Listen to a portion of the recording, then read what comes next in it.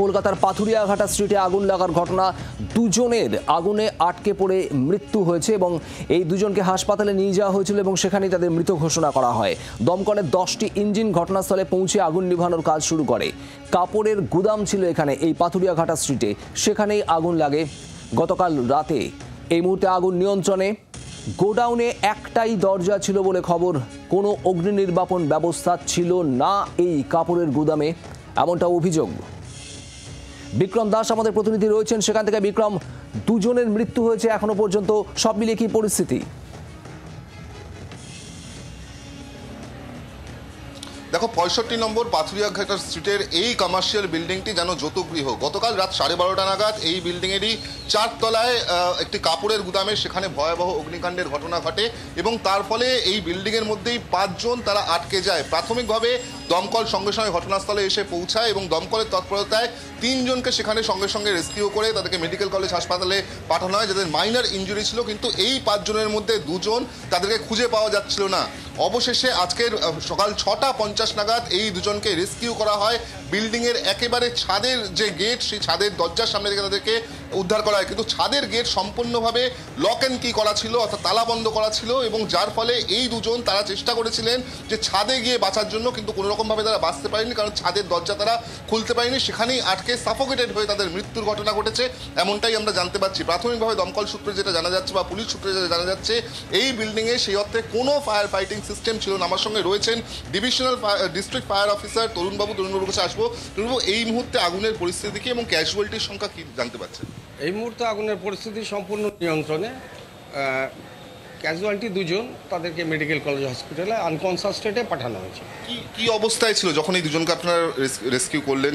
আমরা প্রথম কথা, এটা লেট নোটিশ হয়েছে আমাদের কাছে। আমাদের আগুনটা ধরুন প্রায় 1টা নাগাদ লেগেছে, আমাদের কাছে 3:30 নাগাদ খবর হলো দুজনে আটকে গেছে। তার আগে কেউ বলেনি, কেউ জানতেও পারিনি আমরা। এবং জানার সঙ্গে সঙ্গে আমরা পাশের বিল্ডিং থেকে মানে একরকম জীবনের ঝুঁকি নিয়ে আমাদের ছেলেরা এন্ট্রি নেয়, গিয়ে ছাদ থেকে দরজা ভেঙে গিয়ে ঘরের ভিতর থেকে তাদেরকে উদ্ধার করা হয়। তাদের স্মোক পানিশমেন্ট হয়েছে তাদের। অর্থাৎ ছাদের দরজা বন্ধ ছিল, তালা বন্ধ ছিল? ছাদের দরজা তালা বন্ধ ছিল এবং ছাদকে আমাদের ফোর্স এন্ট্রি নিতে হয়েছে। টোটাল বিল্ডিংয়েই যে 3 তলা 4 তলার উপরে আগুনটা হয়েছে, সেখানে ঢুকতে আমাদের পরপর তালা কাটতে কাটতে আমাদের দমকলের কর্মীদের উঠতে হয়েছে। কোনো ফায়ার ফাইটিং সিস্টেম আপনারা দেখতে পেয়েছেন? না, এখন অবধি সেটা দেখা সম্ভব হয়নি, সেটা দেখছি।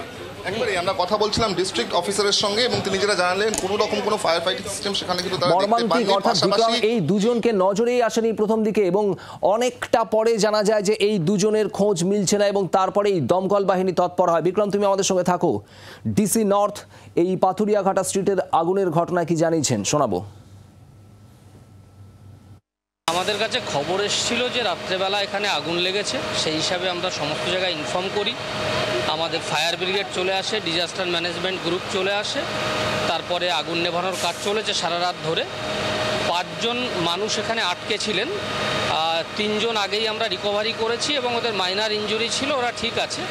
বাট 2 জন মানুষকে আমরা একটু আগে রিকভারি করলাম, হসপিটালে পাঠানো হয়েছে। তাদের বার্ন ইনজুরি নেই, কিন্তু মনে হচ্ছে তারা সাফোকেশনের শিকার হয়েছে। স্থানীয় কাউন্সিলর কি জানিয়েছেন, শোনাবো।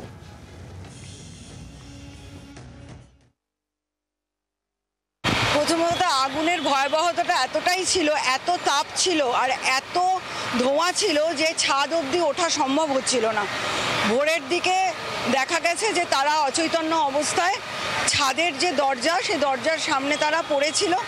এটা আগে বাঙুর ধর্মশালা নামে পরিচিত ছিল, তারপরে এটা একটা কমার্শিয়াল হয়ে যায় ভেতরে এবং ভেতরে খুবই বিক্ষিপ্তভাবে শাটার গেট আছে,